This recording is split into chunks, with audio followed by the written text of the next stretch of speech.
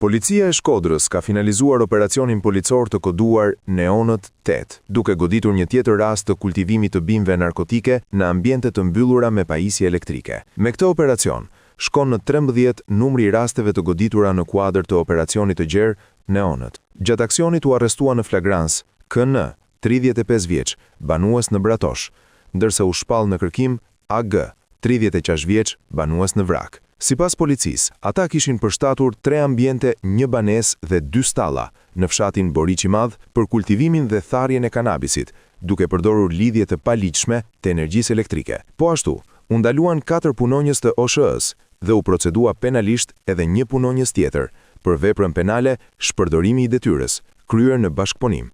Gjatë kontrolleve, policia sekuestroi 771 bimë të dyshuara narkotike kanabis, 6 kg e 250 gram material bimor kanabis, 195 lampa, 21 aspirator dhe 20 filtra ajri që shërbenin për kultivimin e bimëve.